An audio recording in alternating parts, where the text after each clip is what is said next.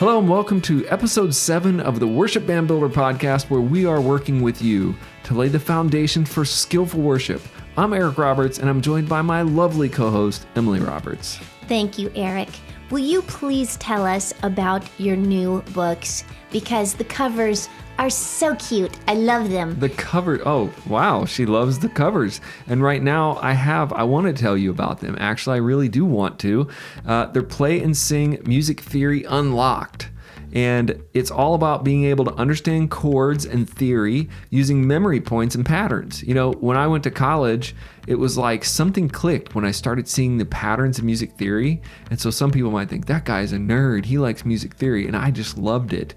I didn't like math that much, but I liked music theory. But it isn't hard when you unlock some of those patterns, and you can use it to transpose to any key, to sing in the right key for your voice. You can use a capo. You can start to understand the Nashville number system. This book helps you unlock another level of your potential, and it's available now at worshipbandbuilder.com/ebooks. Okay, so I said books because I actually saw that you're really doing like 2 or 3 new books. Oh, yes. This is the book that I was kind of highlighting today, the Play and Sing Music Theory Unlocked, but the other 2 books are there, Play and Sing Guitar Method and the Play and Sing Piano Method. They're all connected to my new YouTube channel called Play and Sing TV, where I'm showing every week we're doing new songs with little chords on the screen. It's so good. It's so cute. It's what everybody's wanted. You said cute, so now I'm like, all I can think of these cute little books with these cute little chords on the screen. But for serious, many years people have been asking me to put the chords and the strumming patterns on the screen, but it is an extreme amount of work, honestly, just a ton of work. So, but now moving to Nashville, we're putting our full pressure on this, and I really have been able to go back and go like, what did I really dream to do? And this is one of the things I've kind of dreamed to do. The Play and Sing TV is the website, and the YouTube channel is Play and Sing TV. It's going to be phenomenal because I'm finally able to kind of put that push behind what everybody's been asking me for. The songbooks are available on Amazon. The ebooks and all the supporting stuff is available right there on our website. So just check it out. You know, the links are in the description. That will always be true. So if you're on YouTube, just click down there. Or if you're listening, just go back to our website, worshipbandbuilder.com. So much exciting stuff going on, so many new products, but let's get on to our topic today. Yeah. Are you on a path to meet your 2020 goals? Oh, here's usually where everybody has forgotten about their goals. Yeah. Somebody set a bunch of goals up in 2020, January 1, and now it's like March, and everybody's like, I might get back to that later. Or not. Or never. I'll just wait till... I wonder if people have stopped going to the gym by now. Oh, that was probably like mid-January, right? Yeah, like 10 days in. I always think the gym is really like, it's slammed like the first couple weeks of the year. And that feels good. It feels like, you know, everybody's trying. And then midday, March, nothing. Nobody's there anymore. So, first of all, did you set goals for yourself as a musician or for your team? Yeah, did you? That's the question. I'm asking this rhetorically. Obviously, I can't hear you answer me, but I'm asking you to think about what you set out to do this year, if it was anything. Yeah, and if you're on YouTube watching, you can drop in the comments, or you can go drop it in the comments anywhere on our Facebook page. Are you implementing your plans for improvement? Did you make some plans first, and then are you implementing them? That's a good question. If you didn't make plans, why not? What's wrong with you people? What's wrong with you people out there who made no plans for 2020? Well, that's... Once you've been doing any job for more than a few years, it can become mundane. It can become routine. So if you haven't set goals for this year, maybe now's a good time to think about how you can improve, because there's always room for improvement. Yeah. And if you were one of those super achievers that set some goals, does the plan need revision by now? Are you reaching the goals, or are you thinking, My problem usually is I set these goals that are like way bigger than I could ever possibly reach. And so by the end of like a couple months later, I'm like, yeah, that's not going to happen. I gotta revise this. And that's part of what we're talking about today too. Yes, making achievable goals is key. If it's too big, then you will give up. It will seem impossible. So smaller goals, achievable goals, and giving yourself the right amount of time to complete those things can help you get there. Yeah. Also, put in the comments or send us a little note. What is standing in your way to becoming the best worship band that you can be? It's like for you all to becoming the best as a worship band. What's standing in your way? This is really, really key. I mean, as we unfold this, I want you to understand this question, what's standing in your way to becoming the best worship band that you can be, is a really important question. You got to answer that. So why I want you to answer that is because as we unfold this episode here, and it's really just us talking more about, you see the big picture, but make things happen. If you don't know what's going wrong, for me, it's always been hard to fix stuff if I don't know what's wrong. I always like to be able to see what's going wrong. If you can't see what's going wrong, or if you can't kind of see what's happening, then how are you ever going to get better? It's like if you don't know that training is a problem, you're never going to go buy a training program. If you never know that your sound system is the weak link, you're never going to put any money behind buying a new sound system. You get what I'm saying? Most of the time, I think we already know these things. We already know what our weak spots are. Maybe. But we decide that there's nothing I can do about that. And so we just put that out of our minds. Yeah, that's true. So if you know your sound system is a weak point, and you just think, I'm just going to let that roll another year, the entire year it's going to frustrate you. It's never going to get better. No matter how much better your band gets, it's probably going to always be putting a crimp on your style.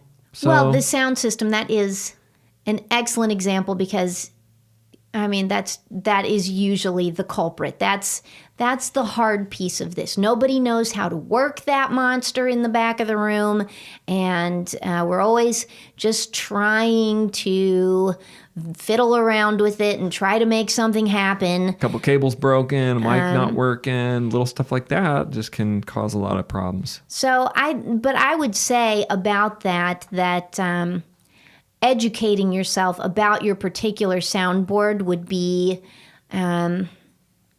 worth looking into before we just blow it off as, well, we can't afford a new sound system and this thing's a piece of junk, so, we just have to live with feedback and whatever else you're dealing with. Yeah. So part of this is, it's sort of the philosophy behind what I was asking you. What's standing in your way?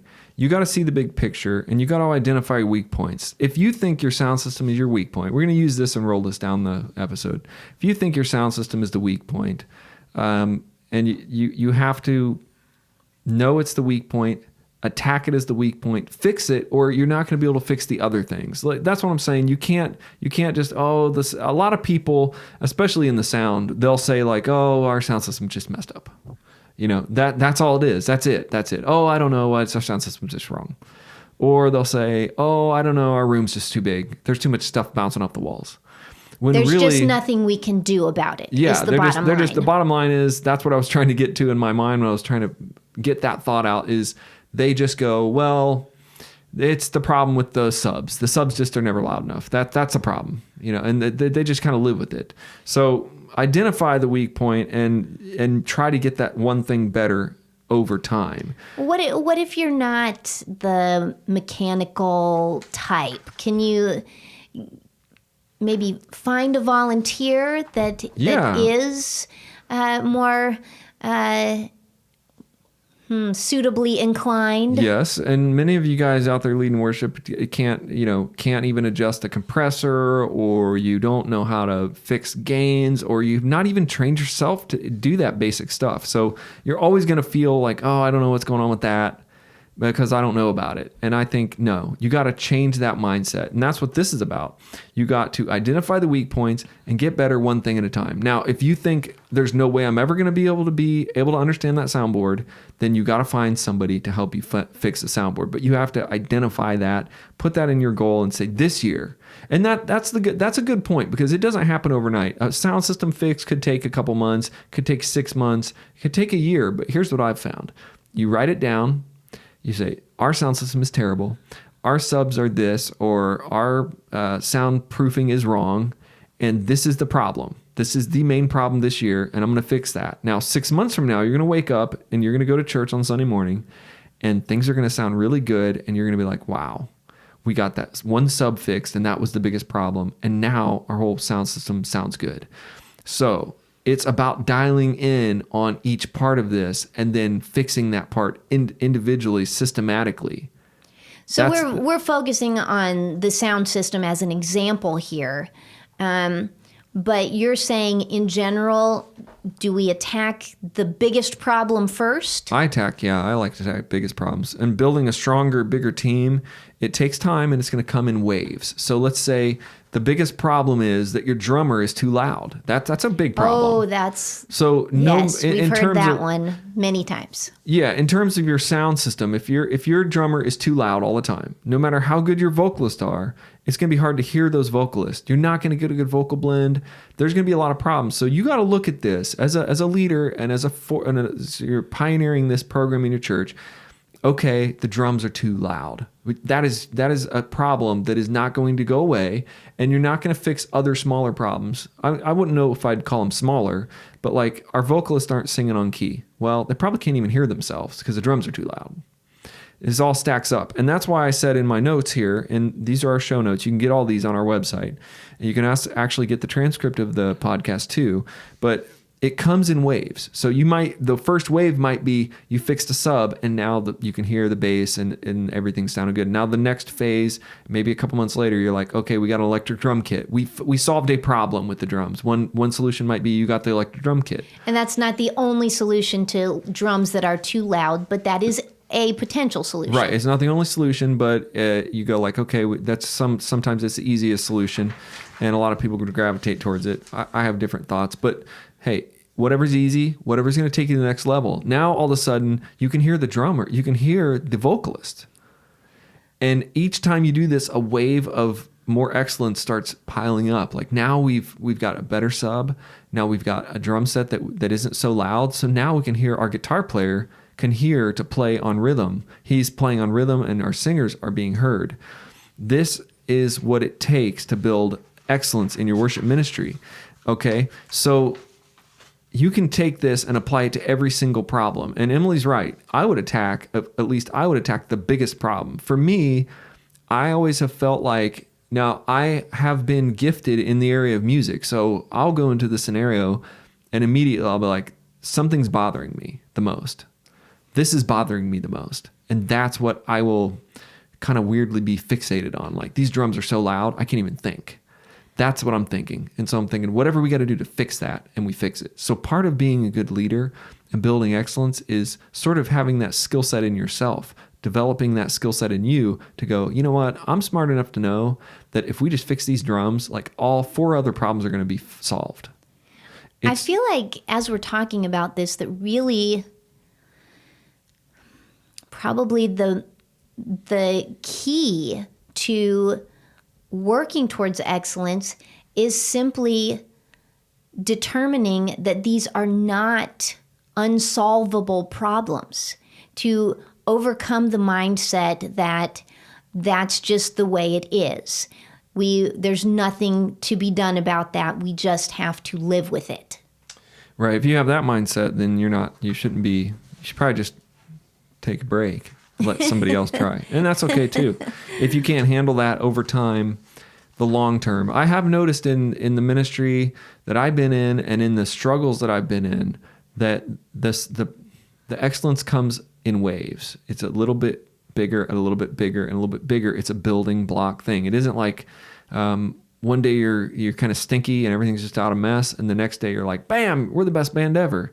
It is. But it will stagnate if you're not if there's nothing pushing those waves forward. Yes, You right. know? And that's what the whole thing that we talked about, writing your plan down, rewrite your plan over and over again. And I think I skipped that. But so let's say you write the plan and then 6 months later, you're like, you got the drum set, rewrite the plan. Okay, now we need to better this. Now we need more harmonies. You get this, you rewrite the plan. You keep coming back again and again and revamping and rewriting towards excellence. Now it's your job to figure that out. I want to tell you about this one key. And I know that some of you are probably thinking like, I don't know, I'm overwhelmed. I'm not sure how I'm going to get there. I'm not sure how it's going to work. I don't know if I have the skill level. I'm struggling to even just lead worship week by week. And the drummer is driving me crazy because it's so loud. I can't even handle it. So you have to write down these things. I'm a visual guy, so I write a lot. I write stuff. And I'll go back 3 years later and find a notebook and I'll see where I have written down like major goals. And I'm like, oh, I did that. That happened. And that's been over even 20 years. I'll go back and look year after year, 5 year after 5 year and go, wow, I did that. I wrote some crazy stuff down and I did it. It's the same way in your worship ministry, but one new key person can catapult you to the next level. Okay, what do you mean by that? One new key person can catapult you to the next level. And what you need to do in your ministry is find that person. Now, it's not like we're always trying to plug our worship band builder foundations, but if you're not training intentionally and continually, then you're not going to grow. So I'm going to give you an example of how one key person could catapult you to the next level. In our modern worship, we're a lot of electric guitar driven stuff. So if you don't have a good electric guitar player, you're not going to be able to do a lot of the intros. You're not going to be able to do a lot of the modern stuff that's out there. And one time, years ago, when I was in full-time ministry, I was in this church, pretty medium-sized church, about 400, and we were doing our thing, and there was a guy sitting in the pew for about 2 years. He was a phenomenally good electric guitar player, and one day he just kind of wandered up on stage, and we started talking, and he said, hey, I play electric guitar. And after a couple months, I got him up there and he started playing. He became our lead guitar player. And I asked him later, I'm like, what were you doing? Like, why did you stay for 2 years in our church before you ever tried to play? And he said, well, I thought you guys were fine. I didn't think you needed me. So it was like he was just sitting there because we weren't saying, hey, you should come up and play with us. And we had a lot of musicians. We were doing pretty good. But this is a thing where one key person changed our band, because now we had an electric guitar player, a good one, consistently every week, that was able to come in and play the parts. It allowed me to play the secondary electric parts. It took me through another wave of where I wanted to go, but it was one person, one key person. So I want you guys to think about that. In your ministry now, what's missing? It could be just a really good sound guy. One really good sound guy could change a lot for you. Oh, the sound guy. Sound person. Sound people. The sound person is a vital part of this ministry. And this is not the first time I have said this, but they really are an integral part of the band, and they don't get half of the recognition that they deserve. Yeah, so part of this is communicate your need. If you feel like your sound system is kind of messed up, if you feel like it's not going so great, then go up to the front and say, we are training sound guys starting now. We're opening a training program for sound guys. And you can say that because with the Foundations audio bundle, you can do it right from our website. You can offer training to everyone in your church for audio. Now, if you get that one extra person, you could go through a huge wave up. Another wave of excellence could happen to you, just one person. So when you look at your whole ministry, you could be thinking, I need all these people, when really you just need one more good person. One more good person to fill that one key spot that might be missing right now. I guess I would like to say at this point that this excellence that we're striving for, we have to remember who we're doing this for, okay? It's not about making ourselves look like rock stars. It's not about getting more young people in the pews. It's about honoring our God. So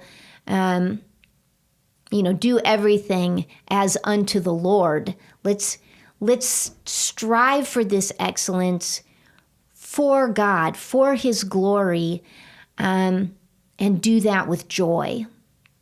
Yeah, and you got to bring people along with you. You are there to sort of facilitate this as a worship leader, as a worship team member, and as you do it, as it grows, and as more people get involved, you'll see those people pouring out their heart, living out their life, living out their worship through the opportunities that you've been able to give them, through training them, through camaraderie of being in a band. Some of those guys that I met during that time have become really lifelong friends. And some friends come and go, and you talk to people, and then you move out of state and stuff. But you can create really great friendships and become a part of their ministry journey, their faith journey, really. Mm-hmm. Being able to offer the training to them and be a part of their life. So communicate the need. There's somebody sitting there, and they're like, yeah, I could probably run sound if I knew how. I want to be a part, but I don't know how. And so that's where our training is. And again, you're going to have to revamp and rewrite your plan again and again, and revamp it and rewrite it, and again, and revamp it and rewrite it. I used to always love the New Year's, because we don't do this anymore, but we used to do this when we would get together at your parents' house, and we would remember. Yeah, it was like in my mid-20s, and we would have like these big New Year's Eve parties, and then I don't know if your parents led this or if we all just sort of like had time where we're supposed to be thinking about what the new year. I mean, it was like there was time to think about the new year, or maybe I just ran off and did this myself.